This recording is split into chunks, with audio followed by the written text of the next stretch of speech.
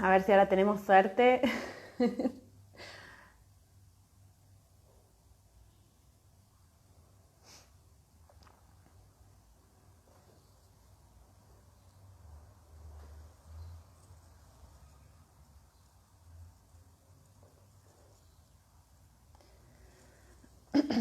Hola Ari. Hola Diego, ¿cómo están? Ahí Walter Barrios se está uniendo. Vamos a ver si ahora todo funciona bien. Nan Galería, bienvenidos.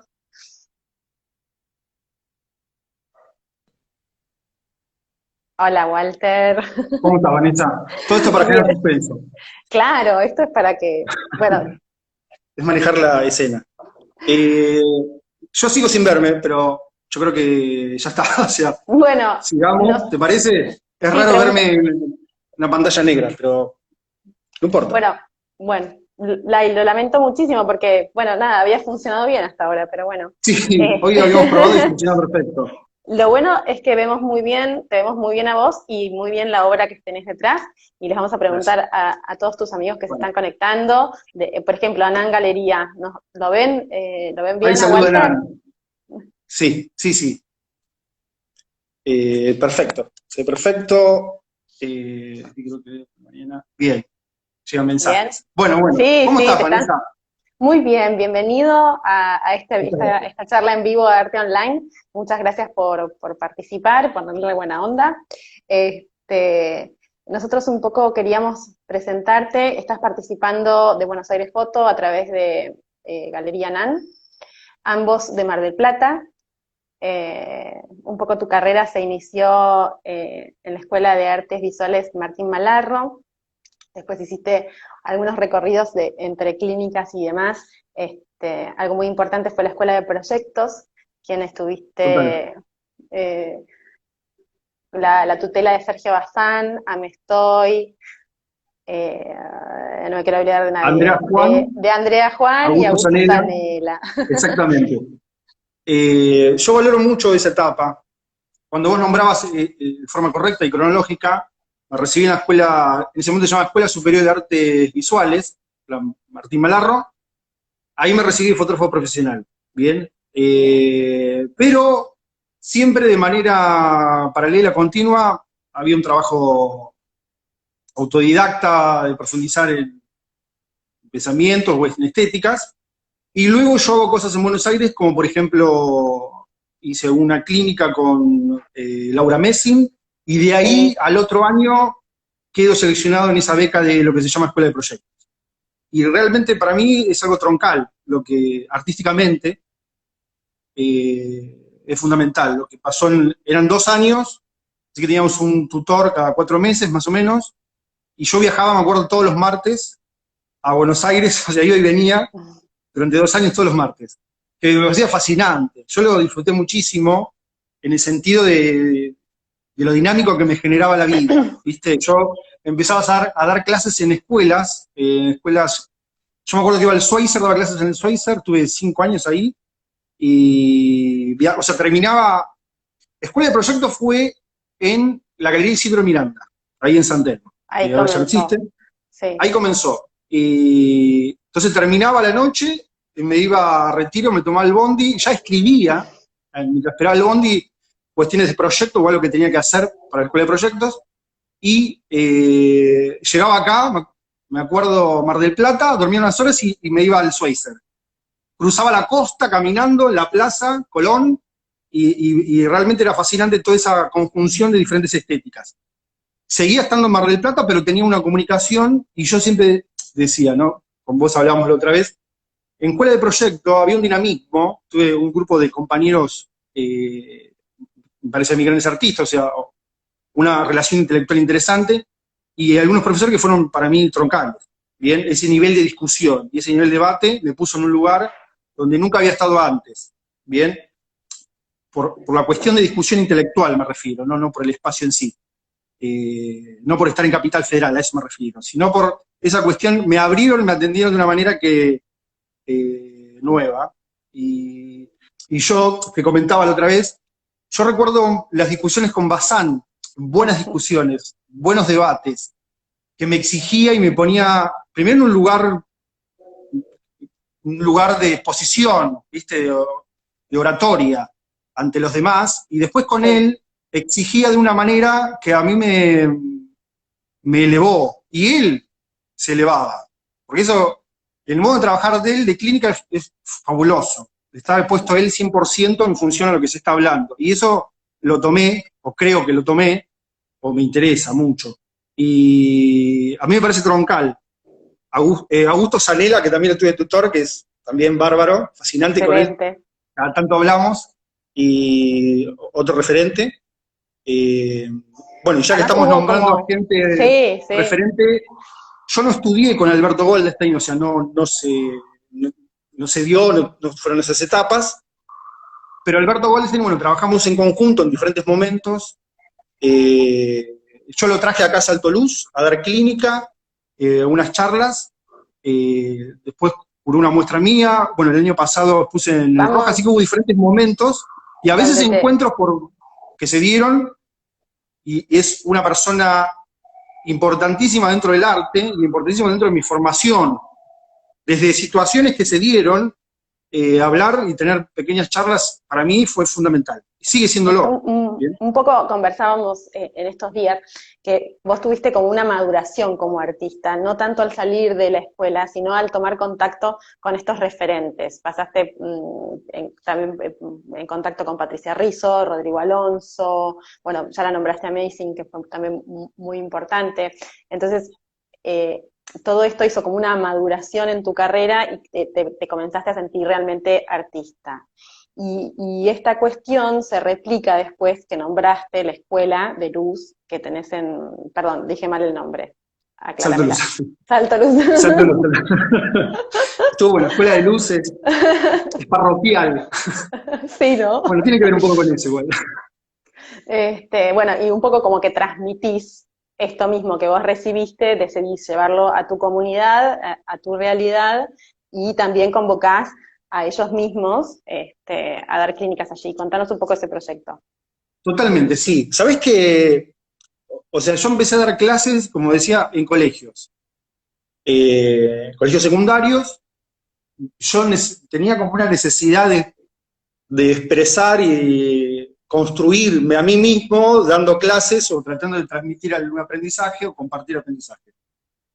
Entonces yo armé un proyecto, entonces lo fui tratando de meter en algunos colegios hasta que lo fui logrando y empecé a trabajar de dar clases, que fue una apertura en mi vida enorme, estaba muy feliz diciéndolo. Y yo me di cuenta en un momento, cuando estaba con los chicos de secundaria, que es una edad maravillosa, envidiable, hermosa, o sea, trabajé en muchos colegios, pero tengo algunos muy puntuales, donde yo propuse algo que no había existido hasta el momento, donde había una posibilidad de apertura, no solo desde el colegio, de la parte institucional, sino hacia afuera. Como decir, bueno, estos chicos con esto que están manifestando, sacarlos y ponerlos en los lugares de exposición, dentro de, si se quiere, un circuito del arte, ¿correcto? Sí. Entonces, en esa edad de formación, empecé a haber un diálogo y un entendimiento. Yo me acuerdo que iba caminando y me decía, claro, lo que estaba sucediendo es que estaba generando interlocutores, ¿viste? Y eso, bárbaro, ¿viste? Personalmente, encima, desde mi lugar, que alguien que hacía fotografía y la fotografía que hacía y en Mar del Plata. Y bueno, yo creo que al otro año que empecé a dar clases, en colegios hice Salto Luz, que es un taller de fotografía y lenguaje visual, que hoy tiene ya 11 años, y ya el primer año, más allá de la clase, el taller en sí, generé charlas abiertas para todos, ¿bien? Que yo entendía que aparte de la cuestión formativa, educativa, de la fotografía, necesitaba generar un contexto. Y el contexto lo daba la actividad, más allá de la clase encerrada en el edificio, ¿no? Entonces la charla permitía ampliar, o sea, posibles interlocutores, a que haya un dinamismo, que haya justamente un contexto. Entonces ahí, me acuerdo que la primera fue con un fotógrafo de Mar del Plata, Raúl Acaba, que fue profesor mío en la Malarro, así que otra conexión en el camino, ¿no? Muy importante.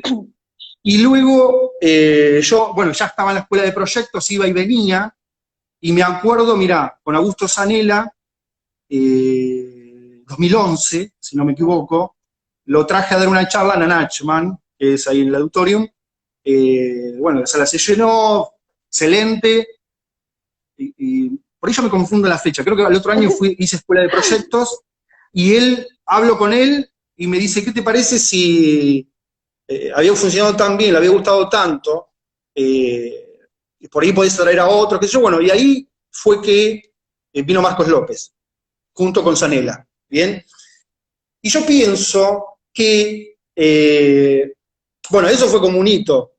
Zanella decía, un hito de la fotografía en Mar del Plata, porque es una charla en el Pairó, 240 personas o algo por el estilo, con gente que había bajado de Venezuela, Caracas, y diferentes partes de Argentina, para la charla. Entonces, si hablábamos de contexto, había puesto ahí una piedra bastante sólida, para formar algo, ¿no? Para seguir con eso. Yo pensaba, en la medida que hacía todo esto, en referentes de la fotografía contemporánea, y que de esa manera, si yo generaba charlas con esos referentes, era una manera de mostrar cuál es el carácter de Salto Luz en cuanto al lenguaje de la fotografía, ¿bien? Entonces,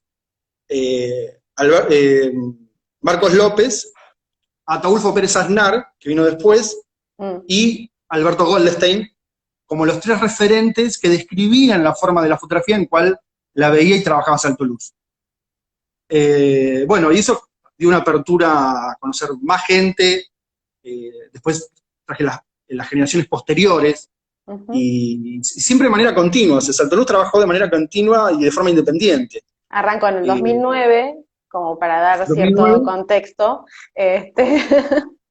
y continuó hasta ahora. Y a la par de esta escuela taller, vamos a contar que el espacio físico en el que estás actualmente sentado y haciendo el vivo es el espacio de Salto Luz.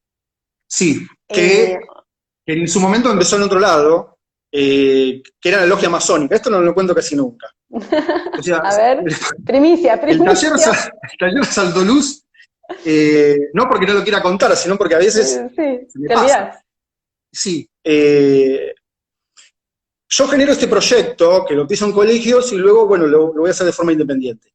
Y me acuerdo que, por gente conocida de la logia masónica, una de las que está en Mar del Plata, había un lugar que había sido un centro cultural muy importante, ya hace 80, 90 años.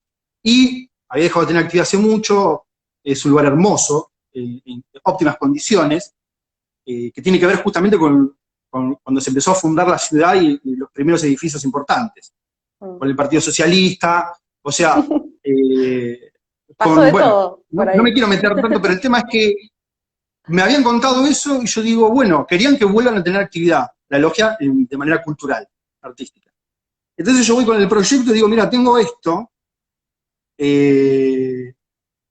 tengo el taller, tengo los alumnos, necesito el espacio. Y ahí fue que lo presento. Ellos lo que hacen es, reciben el proyecto y esperás una semana, ellos votan, hay muchas formalidades, creo que se contaba todos los martes, en una gran comida, enorme, muy suntuosa de alguna manera, y fue votado y fue aceptado. Y daba las clases en la biblioteca de la logia masónica, no me acuerdo los años, pero tiene más de 100 años, y ahí las charlas las empecé a hacer ahí, porque tiene un salón espectacular, grande, y a mí otra cosa que me pareció muy interesante es conocer gente de ahí, y compartíamos, porque las paredes eran muy finas, y escuchaba conversaciones, y escuchaban la clase ellos, y después me empezaron a invitar a sus reuniones, a algunos eventos que lo tomé muy bien porque realmente es difícil. Bueno, yo digo esto y a la vez había cosas que no estaba del todo de acuerdo, ¿bien?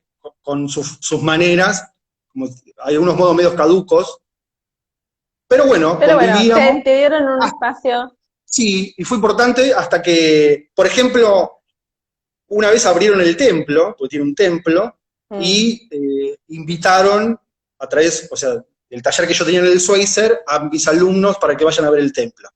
Porque Albert Schweitzer era masón, entonces esa conexión quería transmitir ese conocimiento a los chicos Así que hubo intercambios muy interesantes. Y me acuerdo que cuando yo ya había crecido bastante el taller, había mucha gente, muchas chicas, y eso no les gustaba a ellos, porque era una logia solo de hombres, y si bien me querían mucho, me decían, bueno, trata de algo que no se podía ya sostener. Entonces, en el momento que yo digo, bueno, ya me tengo que ir, ellos me dijeron, bueno, Walter, ya te Llegó el momento. Entonces coincidimos, eso también fue maravilloso, coincidimos los dos en que ya estaba. Y de ahí estamos acá, que acá estamos hace 7 años, si no me equivoco, 8, típica casa marplatense. Chalecito californiano. Chalecito californiano, y todo lo que tiene que ver con mi obra nace no solo de acá, sino de otra casa donde vivía. Por ahí me estoy extendiendo mucho en algo que no sé si... No, está perfecto porque es el recorrido que queríamos hacer para entender cómo nacen tus obras, de dónde viene esta estética que vos estás trabajando y estás fotografiando, que además es escenografías autorreferenciales. Un poco está bueno que compartamos eso para que los que nos están escuchando sepan de dónde vienen tus ideas, o sea que no hay un azar, hay cuestiones azarosas. Sí, no, pero todo hay un porqué.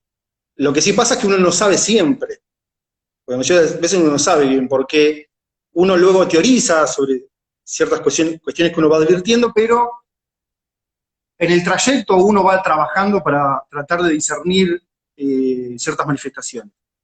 En primera medida, yo empiezo... En tu niñez. Estas imágenes claro, quedaron en tu cuando retina. yo hago silencio porque yo no sé dónde tengo que ir. Yo me acuerdo. Porque cada vez te vas más atrás y... Sí, totalmente. En la canchita de fútbol. Claro, totalmente. No puedo no ir al barrio. O sea, hay algo concreto que cuando yo empiezo a hacer este tipo de fotografía, yo vivía en un vivía en un departamento, en un monoambiente. Y empiezo ahí, en ese monoambiente, a hacer intervención en el mismo monoambiente. Así que es Contanos un poco que las construcciones que vos fotografiás es la que tenemos como por ejemplo de fondo en este momento, detrás tuyo. Bueno, contanos ese proceso, ¿de qué se trata? Vale, pregunta perfecto. Porque si no, quizás al no poder mostrar la obra en este momento en el vivo, quizás alguien que no conozca tu obra no entiende de lo que estamos hablando. Mi trabajo, siempre que ven una fotografía mía, lo que van a ver, lo que van a contemplar son situaciones armadas, ¿bien? Armadas en un espacio físico real y a escala real, ¿bien? Así que lo que yo saco fotografías no es algo que encontré, ¿bien? O algo que fui a buscar, sino es algo que construí, ¿bien? Y eso, hay un proceso bastante claro, puedo decir, para desarrollar esas fotografías, ¿bien? Que lo cuento, o sea, yo hago fotografías, por ejemplo, de un espacio físico, del ambiente, por lo general, del hogar, y saco una fotografía porque me interesan unas cuestiones formales, ¿bien? Por ciertas direcciones, escalonamiento, una cuestión atractiva de lo arquitectónico, ¿bien? Me la saco cruda como la veo, ¿bien? Una vez que saco esa foto, la meto en la computadora. Antes lo hacía a mano, a lo primero dibujaba, de hecho, con lápiz y papel simplemente la estructura y pintaba con color. Cuando lo hacía con compu lo hacía más rápido, y lo que hacía era intervenir esa foto que había sacado con diferentes texturas, objetos, elementos, colores, como para determinar una conjunción de armonía entre esos diferentes elementos ubicados en el espacio. Sin saber en primera instancia si eso iba a ser factible realizarlo de forma física en la fotografía, pero necesitaba determinar un ejercicio de lenguaje estético. Entonces, eso es un esqueleto. La primera foto es un esqueleto que me sirve para componer pictóricamente.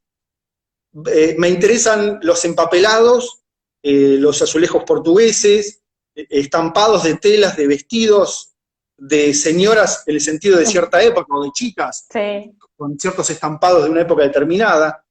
Indago casi en cualquier cosa que me genere un atractivo estético. Y eso lo voy recortando y lo voy poniendo dentro de la foto. Muchas veces los empapelados, la mayoría de los empapelados que se ven en mi foto son los saco de un lugar y los rediseño.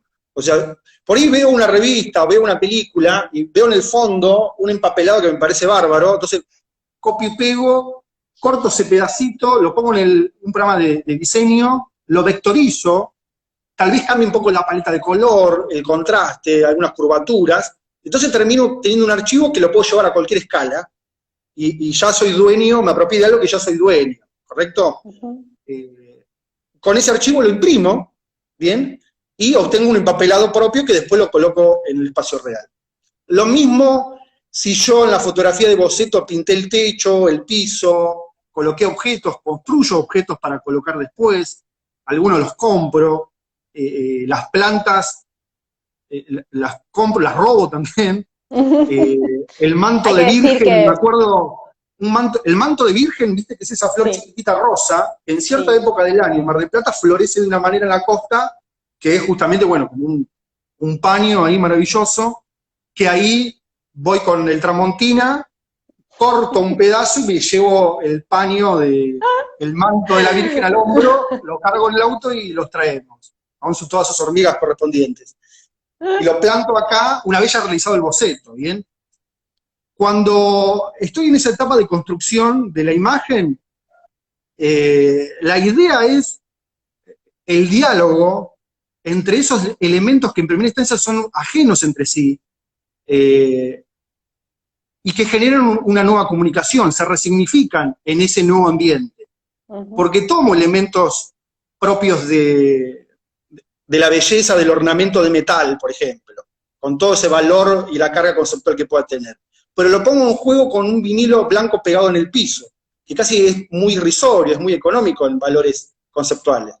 Pero la idea es ese diálogo estético, y obviamente que después devuelve una significación nueva, ¿bien? Sí, pero lo que me sucede... Perdón, que te interrumpí. No, me interesa mucho, en primer orden, esa comunicación visual en cada objeto. Porque en una instancia miro los objetos de manera escultórica. O sea, me desprendo de su funcionalidad, de la funcionalidad del referente, sino que lo miro de manera escultórica. Entonces, debe obedecer a un mecanismo de cierto equilibrio o armonía que me deja tranquilo, porque sé que en esa armonía clavo un cuchillazo para generar algo disonante. Porque por ahí es un pequeño acento, no es obvio, sino que es cuando derramo leche o cuando hay un enjabonado en el piso, genera una idea de extrañamiento. Entonces, si la armonía existe, es la posibilidad, es un campo posible para generar algo disonante, o un extrañamiento. Yo siempre digo la palabra extrañamiento. Extrañamiento, sí, porque sucede eso cuando uno se enfrenta. Cuando termino todo eso en boceto, voy al lugar físico de nuevo, donde saqué la foto por primera vez, con los objetos, los empapelados, las plantas, armo en escala real, de manera escenográfica, de manera instalativa, y una vez que termino, eso lleva tiempo, de hecho me lleva días a veces, luego ilumino, por lo general con luces de equipos de flashes, y combinación con luz ambiental también, y ahí saco la foto, de tal manera que mi proceso fotográfico es solamente un escalón, que es el último, cuando antes hay todo un trabajo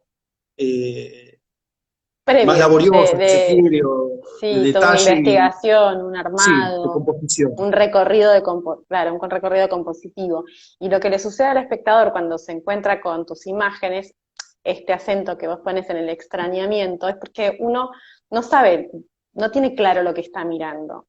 A mí me sucede, no sé si es un adentro o un afuera, no sé qué sucede con ciertas tramas, y te detenés a observar, y me venían estas preguntas que hacía, ¿de dónde vienen estos acentos pictóricos? Parecía que estuvieras pintando en estas construcciones que luego fotografiás, y ¿de dónde vienen estas estridencias, estas aristas?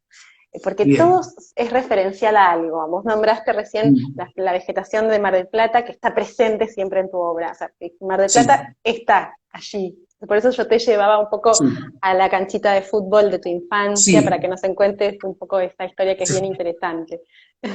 Bueno, bueno.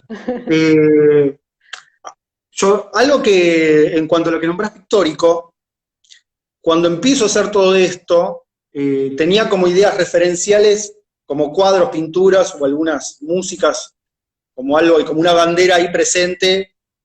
Y uno de los cuadros era La habitación roja de Henry Matisse, donde hay un gran mantel rojo con cierto ornamento azul, y eso mismo, ese estampado se completa, se continúa en otro plano que es la pared. De tal manera que el mantel, la mesa y la pared se fusionan, son diferentes planos, pero se fusionan en el mismo estampado. Esa confusión del espacio es lo que digo, me sentía feliz, ¿no? Eso me hacía feliz, esto está bueno, esto me interesa, y encima ese estampado, esa comunicación de los diferentes planos, estaba en comunicación con la ventana que hay hacia una izquierda, vértice superior izquierdo, creo que se ve el afuera, y el afuera Sí, que hay unos árboles que tienen unas curvas que dialogan directamente con las curvas del ornamento del estampado del mantel y ese supuesto empapelado. El peinado de la mujer, ¿no? Ese rodete, no lo estoy viendo en este momento, pero yo creo que es un rodete o unas curvas ahí, que es lo mismo que yo decía, bueno, esto me interesa. También me acuerdo que pensaba mucho, me gustaba Kandinsky, abstracto, pero esa forma y esos colores ubicados en el espacio de manera rítmica me interesaba. Entonces esas cosas las tenía ahí dando vueltas y yo creo que fueron inspiradoras, se puede decir la palabra inspiradora. Y ahora, en cuanto a por qué hago esto, yo creo, o estoy, no lo sé, estoy seguro, no lo sé, es un mundo de contradicciones, pero yo te contaba la otra vez, bueno, yo nací en un barrio que era el barrio Las Américas, que tiene características muy particulares de todo barrio de la periferia, ¿bien? Un barrio con mucho color, o sea, yo vivía en una casa, una cuadra, y al frente, por ejemplo, al costado había una villa, y entonces vivíamos todos en esos barrios que se van formando, ¿viste? Y hay una cualidad de características muy diversas. No es la gente de ahí, no es de Mar del Plata, por lo general. No son todos de Mar del Plata. Tenés diferentes provincias, ciudades. Bueno, yo nací ahí. No es que yo estoy contando esto porque me he dado cuenta de eso. Sino yo nací ahí. Cuando vos nacés ahí, eso es así. El mundo es así. no te lo estás preguntando, es la Claro, realidad. no. El mundo es así y de ahí en adelante empezás a caminar, ¿viste? De tal manera que yo a veces muchas veces lo recuerdo con gran riqueza estética, porque, bueno, propio de lugares de mucha falencia y donde se juega mucho, se recrea mucho, porque tenés pocos elementos y explotás en cómo recreás el juego. Bueno, eso pasa con todos los niños de cualquier situación. Pero me parece que el barrio, en tu alrededor, tiene ciertas características muy ricas de forma plástica. Hay basura tirada y esa basura cuando pega el sol genera un color propio del colorismo americano, ¿no? Eggleston, por ejemplo. Y bueno, el barrio, como sus características de barrio aledaño al centro, con sus problemas de violencia, ¿no? De comunicación, y a la vez una gran, yo me acuerdo, tengo idea de esas cosas de colores, siempre, ¿viste? Cuando el Bueno, sol yo te conté algo, no sé si iluminaba, ibas a esta sí. pregunta, pero hay una situación que yo una vez me acordé, como lo visibilicé de forma más concreta, casi como una respuesta de lo que yo venía haciendo, estéticamente y plásticamente mío. De mi casa a 2 cuadras había un campito donde había unos arcos de fútbol, era todo campo en esa área, y en el medio de todo eso había un colegio que era la escuela número 6. Cuando llegaba el calor, que los calores eran hermosos, son Los primeros los primeros calorcitos calores eran, claro, de un lugar abierto, con mucha aire, ¿viste? No, después eso sí. cambió mucho. Claro, en la parte de atrás del colegio siempre había una montaña grande de basura, bien propia de los barrios, bien, es parte de su estética, de su ritmo, bien de la vida de ahí. De la forma de crecimiento La forma sí, de cómo se urbanístico. llevan las cosas, totalmente. Bueno, y yo me acuerdo que cuando llegaba el calor, que todos íbamos para esa zona, porque hacía calor, podíamos jugar más libremente, porque se intentó frío, lugar abierto, esa montaña empezaba a tener, sobre esa montaña de basura, un montón de papeles rosas, rotos, papeles rotos rosas, esos cartones, que yo lo veía de lejos, bueno, yo recuerdo eso, no lo sé si lo veía de lejos o me parecía lejos, y se veía todos esos pedazos de papeles rosas. Y claro, entonces cuando nos subimos a la montaña y vimos los papeles eran boletines, ¿bien? Lo cual, claro, llegaba el verano era porque ya estaba terminando el colegio, la mejor Todos época de tiraban sus estudiantil. boletines. Claro, y los chicos tiraban a la mierda los boletines todos rotos.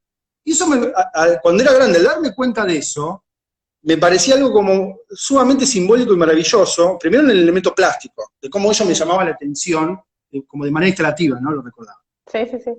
Y por otro lado, la potencia de un boletín roto de un montón de chicos, de un montón de familias, inmediatamente en el mismo paredón del colegio. Y eso era totalmente descarado, artísticamente atractivo y totalmente descarado conceptualmente. O sea, había toda una estructura y una parafernalia en cuanto al sistema educativo, porque era un colegio y había un horario que respetar y materias y qué sé yo, pero había esa libertad de que el nene podía no llevar el boletín a la casa y firmarlo, que el padre te pregunte, ¿cómo te fue? Dame el boletín, ¿viste? Se tiraba la mierda y las cosas seguían al otro año. Se volvían a tirar los otros boletines. Entonces hay dos ideas que se cruzan. Una es la estética, una estética densa, pesada, porque cuando pega el sol la atmósfera es densa, porque los gases de la mugre de la basura sale, y esa idea conceptual de que se cumple, pero no se participa. No se está practicando en el sistema educativo, ¿viste? No solo por el colegio, sino por la familia. ¿Bien? Fíjate, de un boletín, todo lo que sale en cada una de las vidas de nosotros, ¿no? Sí, sí, sí, sí. O sea, en tu vida, en cualquiera ¿Cómo las notas te están definiendo de alguna manera? O sea, vos llegas a tu casa con eso y... ¡Ah! Sí, definen al chico, pero también definen a la actitud del padre. Sí, sí, sí. ¿A qué piensan de eso? ¿En qué lugar te ponen en función a eso? De tal manera que eso me parece un recuerdo muy simbólico que sucedía en el barrio, de tal manera que seguramente eso lo saqué para ponerlo en mi trabajo, de alguna manera, no lo sé, muy seguro. Pero bueno, hay un montón de situaciones, anécdotas de lo que sucede.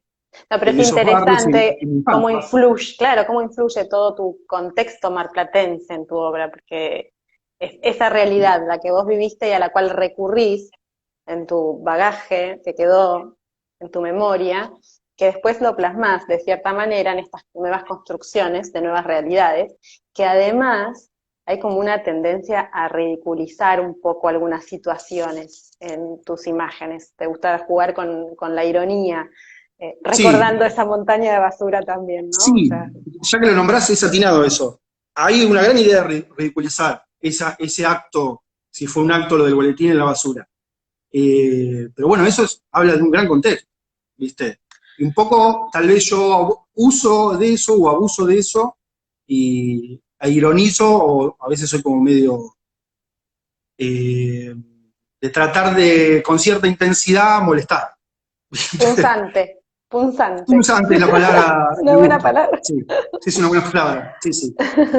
En 2015, si no recuerdo mal, desarrollaste una muestra, una serie de imágenes que también parte de estas imágenes son las que están presentes ahora en Buenos Aires Foto, que la trabajaste, que el curador fue Alberto Goldstein, y trabajaste bajo un título bastante polémico. Esta serie te va siguiendo desde el 2015, que nace más aproximadamente hasta estos días. Un poco, yo interpreto, esta serie se llama Femenino, vamos a contarle al público. Sí, sí. Pueden ver parte de esa serie dentro del link en Buenos Aires Foto en la galería. Para los que nos están mirando y quieren saber de lo que estamos hablando, lo pueden recurrir allí. Esta serie llamada Femenino fue una gran discusión, si no recuerdo mal, que llevaste adelante contigo mismo, con el curador. Y para mí juega un poco esto, ¿no? Ridiculizar sobre la existencia de una mirada femenina o masculina, si existe una mirada femenina o masculina dentro del desarrollo de una obra, ¿no? Pero bueno, contalo un poquito vos. Totalmente, bueno, tiene que ver con eso que escribís. Hay contradicciones y cosas que ponen en juego y que encima yo decido ir adelante con eso, porque más allá de ciertos entendimientos y análisis y charlas y debates, para enriquecer lo que uno piensa o sucede, uno termina decidiendo y dice, bueno, lo voy a poner femenino porque de la distancia era algo que primero pasó, era algo que se decía cuando yo mostraba las fotos, ciertas fotos a ciertos pares, ¿correcto? Y decían, tenés un lado femenino, explotás el lado femenino, eso que nombrás vos. Y en realidad yo entendía que me lo decían, entiendo el contexto y cómo me lo decían, lo cual, todo ok, pero no estaba de acuerdo, o no estamos de acuerdo, y nadie debe estar de acuerdo. Porque la idea era, claro, cuando se dice femenino estás haciendo referencia a cierto orden estilístico o de la belleza por detalle, por cuidado, por suavidad, etc. Como si eso fuera solo de la mujer, ¿viste? Sí. Que en realidad, bueno, yo lo hago y lo hace todo el mundo que quiera y lo manifieste, porque le sale, pum. Como artista en general, no vomita, como y hombre. Y bueno, yo estoy así, dice, más allá de la cuestión de género, o sea, hay algo que es claro que es una manifestación que se genera. Entonces, es incorrecto, o es injusto, o es acotado, o no sé, que se denomine femenino a ese orden solamente, ¿viste? Y sí. De tal manera que a mí me gustaba mucho, que esto lo hablo con los nombres de las obras, lo comento, que me gusta, a veces los nombres están armados en función a cómo suenan, me interesa mucho eso, y no quería dejar de decir femenino, porque me gustaba el nombre, o sea, cómo fonéticamente suena femenino. Suena, la sonoridad de la palabra. Claro, cuando se ve mi obra, alguien puede contemplar esa cuestión pictórica y cierto ordenamiento del ornamento, pero a la vez hay cuestiones muy más duras, estrictas y de cierta intensidad, de tal manera que hay un mundo más complejo, ¿bien? Que el que suele nombrar, cuando nombra culturalmente, es femenino. Es femenino. Entonces yo pongo el nombre diciendo, bueno, este es mi femenino de última, pero no hay duda que eso soy yo. Esa obra soy yo. Eso que se ve y ese modo soy yo. Y a mí me interesa la complejidad, no hay duda. O sea, sí. Por lo cual termino poniéndole el nombre y, bueno, y a veces, cuando hablaba, a veces hay una cuestión de cómo interpreta el otro, en el sentido de abrir el debate, y eso me interesa, ¿viste? En definitiva me interesa. Sí, sí, es el trasfondo que tenés en tu obra. Sí. Es uno de tus procesos, esa búsqueda está presente ahí. La incomodidad y la complejidad tal vez sea un mecanismo que me sienta bien, y por eso digo, bueno, pongo femenino porque esa obra soy yo, y en contraposición a lo que se piensa del femenino, ¿viste? Lo termino poniendo igual. Pero bueno, mi obra habla de otra cosa más, ¿viste? Bien. Y bueno, y siempre pienso... Siempre sale. Te lo tenía que decir, porque te va a acompañar. Sí. Y bueno, y sabés que nunca tuve, que en realidad es como decís vos, yo no dejo de plantearme y necesito que el otro se replantee también. Ese es el punto, ese es mi bandera, ese es mi cuchillo en la mesa. Sí, ¿viste? Que el espectador se enfrente a la obra y a lo que está mirando y pueda hacer sus propias deducciones. Sí, y si hay complejidades, bienvenidas sean. Cuando yo presento esto, bueno, Alberto cura la muestra y, bueno, genial, ¿no? Siempre fascinante, repito, muchos elogios del poder a Alberto. No solo como artista, sino como intelectualmente. Tiene un mecanismo cerebral que me parece sumamente fascinante. Y él le encantó el trabajo y dijo, buenísimo que sea femenino porque en tu obra hay cosas masculinas. Entonces ahí empezó una charla fascinante y de vuelta con esa contraposición del nombramiento, que es injusto, ¿viste? o no es del todo claro. Pero ahí trabajamos con eso y fuimos para adelante. Hay una Bueno, cuestión sonora presente, ya que la nombramos con el nombre femenino anteriormente, que está bueno que compartas también, que los nombres de tus obras son sonoros. A veces no significan nada y sí, son exactamente. referentes en voz, como por Sí, ejemplo la obra Caña Estoya, no sé si lo pronuncié correctamente. sí, sí, la pronunciación, de hecho, yo digo cómo se pronuncia cuando en realidad no existe, así que yo le propongo, le doy un carácter que invento. Pero es verdad, hay algunos nombres que son, hay nombres que son nombres personales, entonces aluden a cualquier nombre personal. Pero hay otros que necesito, bueno, esta que está atrás, yo ahora no la Sí, puedo ver por acá, pero se llama Chanchi, y Chanchi no es alguien o no es algo, por lo menos desde mi conocimiento, ¿bien? Sino que lo invento porque me interesa ese ritmo y cierta atmósfera que pueda querer decir Chanchi. A veces relaciono algunas palabras que existen que son latinoamericanas, muy latinoamericanas, sí. y vuelvo al barrio porque, como dijo, bueno, hay muchas correntino, qué sé yo, de todo, entonces las formas de hablar, la misma palabra, en cómo lo dicen diferentes personas, cambia, y ese ritmo y ese carácter, si tiene la atmósfera de lo que estoy mostrando estéticamente, me quedo tranquilo. Y Caña Estoya, que es un nombre compuesto, ahí Sí. me jugué más todavía, eh, me gustaba revuelta el ritmo. Es como un zócalo y se repite en el otro, ¿no? Hay como una pregunta y una respuesta, Caña Estoya, ¿viste? Entonces, eso me gustaba. Siempre teniendo como tengo tanto tiempo procesando y produciendo el trabajo, materializándolo, yo necesito poner el cuerpo, necesito ese tiempo de asimilar lo que estoy haciendo, de tal manera que cuando estoy pensando en el nombre, eh, estoy haciendo la obra. Entonces, estoy materializándola.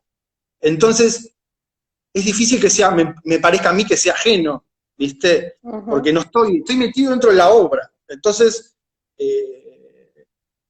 busco casi como un juego rítmico, pero que a la vez tenga un carácter, ¿bien? Eh, Un bueno, y la última poco, muestra, perdón, sí, sí.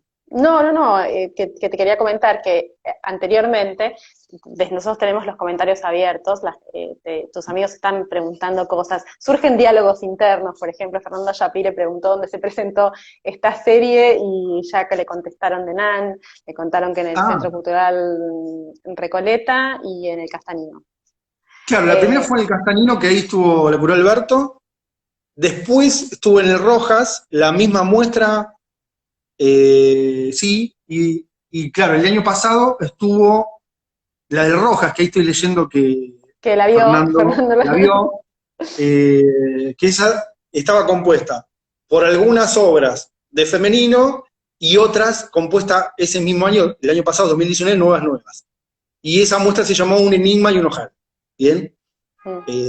Y ese nombre, bueno, también en diálogo eh, con esa idea de estrenamiento, Ujú. y a la vez que uno determina que tiene una obra que lo que hace en el espacio es como vestirlo, es como cuando yo te vi apenas nos vimos hoy para armar, y digo, bueno, no puedo no ver la solapa del saquito con el color de pelo, los labios y todo eso es Hay como, una bueno, composición, no, gracias. sí, sí, eso es excelente. Entonces yo, bueno, cuando yo saco la foto cruda del espacio, de alguna manera lo que determino es eso, que vos es vestirse, y tal vez en esa solapa poner, o como hay un arito, o un dije, o una flor en ojal, entonces ese nombre dialoga con eso. De alguna manera es como que visto algo que no está hecho Ujú. para vestir, ni tampoco lo que pongo es un vestido, pero desarmo, simplifico esa idea para terminar complejizando el trabajo en definitiva. Eh, Bien, yo creo que, bueno, mi madre es modista, y en el barrio, bueno, trabajaba de eso, obviamente, El y a la contacto vez con las había. telas, Sí, yo creo que eso me interesó desde ahí, seguramente, ¿no? sí. Bien. y sé lo que es un cañizú, ¿viste? Por escuchar. O sea, estar en la casa, escuchar el lenguaje de aquellas o aquellos que trabajan dentro de la moldería, el diseño de ropa, ¿no? Hacer un dobladillo, diseñar un vestido de cero. Y bueno, yo de vuelta le saco ese mensaje cultural, lo desarmo en su característica convencional y lo veo como material escultórico muy rico para componer, ¿viste? Y bueno, yo creo que el trabajo, cuando se habla que dialoga con la ciudad en la cual vivo y trabajo, un poco también se relaciona eh, con el conocimiento de la estructura de la parte turística o más conocida de lo que se dice cuando se nombra Mar del Plata. ¿Bien? O sea, Mar del Plata tiene una característica de edificios. Cuando nosotros decíamos, bueno, este lugar donde estoy ahora es una casa taller, que alquilamos, muy grande, donde sucede Salto Luz y después la casa, y casi todas las habitaciones de este lugar fueron intervenidas para hacer estas obras. Algunas de una casa anterior, un PH, pero todos esos lugares tienen características muy propias de una época.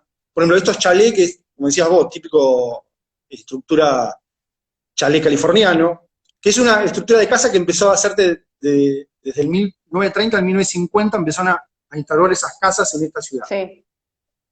Que es una casa con ese estilo que se dice pintoresquista, ¿no? Que es como decir, bueno, hay algo muy loco ahí, porque yo me parece que la casa en sí ya es algo medio kitsch, porque los que empiezan a tener esas casas y acceder a esas casas son clase media, que en función a esas grandes casonas de la Belle Époque, se resume y se administra de una manera que terminó siendo esto, chalet marplatense. Frente de piedra, dos aguas, por lo general los primeros eran las tejas redondeadas, esas coloniales, después las más rectas, el porche, la palabra porche. O sea, todavía no lo usé porque por ahí da más referencia a un auto, pero la palabra porche.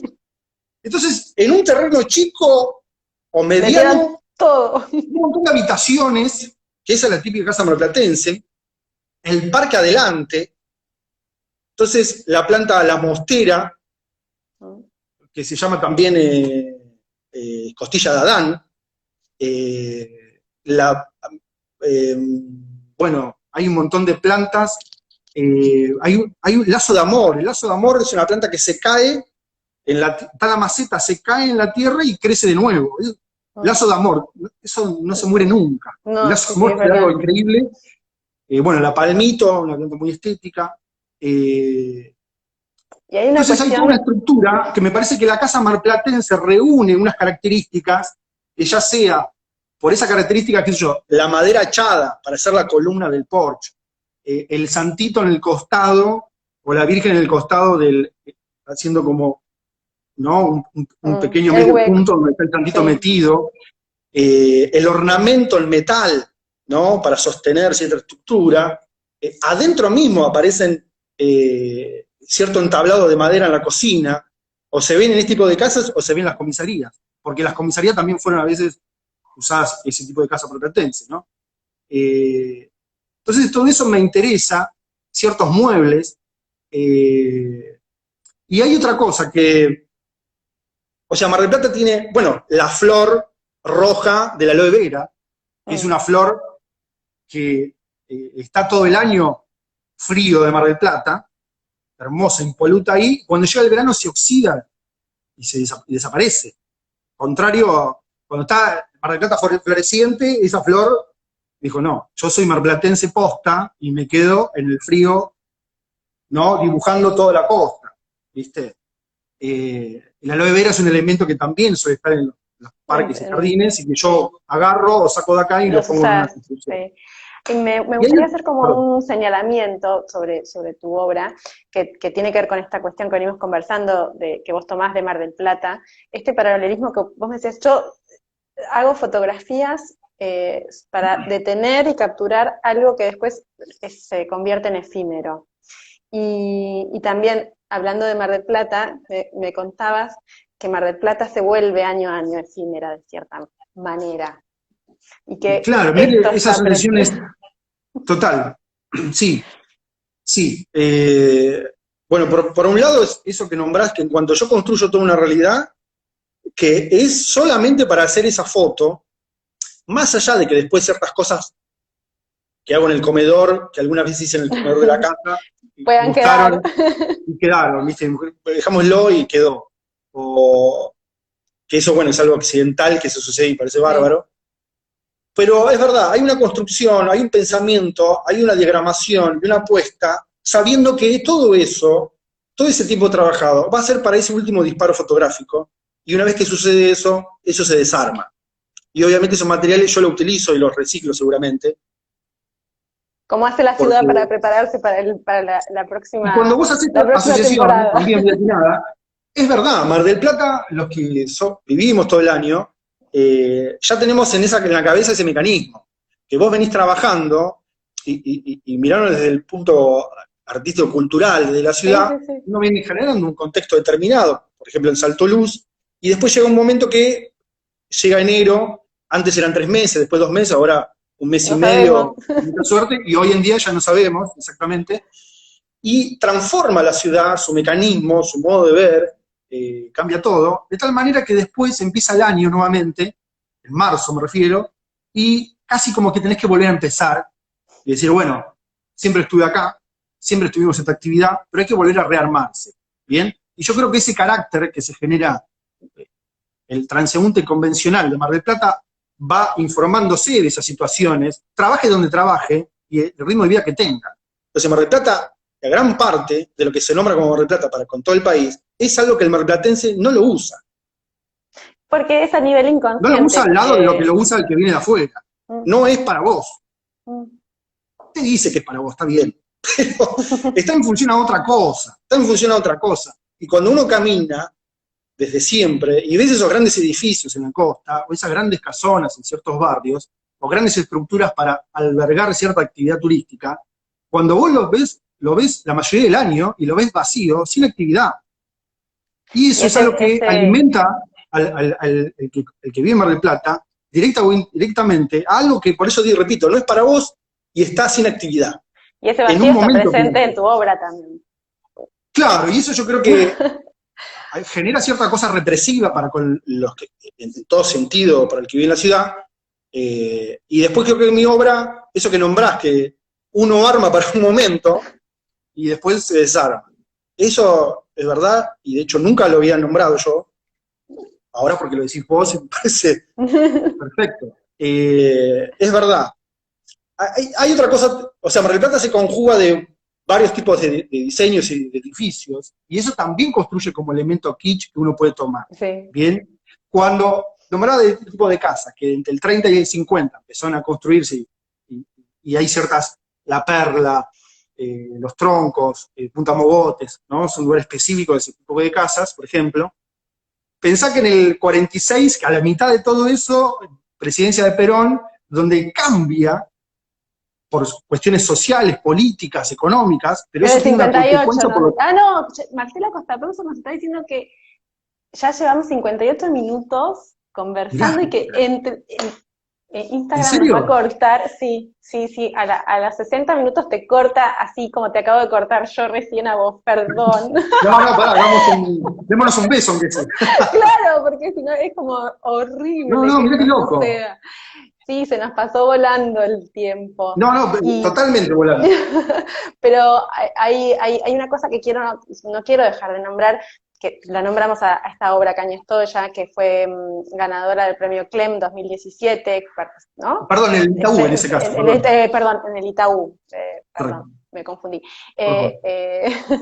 Que forma parte de esta serie que conversamos antes, Femenino, está presente en la Galería NAN en Bea Foto, por si la quieren mirar. Está, sí, y que vaya a ocupar una nueva casa, ¿no? Eso sale de una casa, y que vaya a ocupar una nueva casa, una nueva oficina, un nuevo espacio. Que condensa, esa obra condensa todo lo que estuvimos conversando hoy, así que, Walter, la verdad, un placer enorme. Muchas gracias. Un paseo largo por Mar del Plata hicimos hoy. Estoy encantado, de verdad estoy encantado. los felicito, este trabajo que viene haciendo todo el equipo, a vos, te conozco ahora, nos conocemos ahora, yo la pasé muy bien, agradezco mucho todo, cómo se dio, a la gente que estuvo escuchando, bueno, a vos, Vanessa, la verdad Sí, que no, bueno, se muchas pasó gracias. volando, se Sí, pasó sí, volando se nos realmente. pasó rapidísimo, ¿no? Bueno, Walter, la vamos a seguir continuando, vamos Bueno, a por dejar favor. publicada esta nota y muchos éxitos. Gracias, igualmente, muchas gracias. Un beso. Besos a todos. Chao, chao.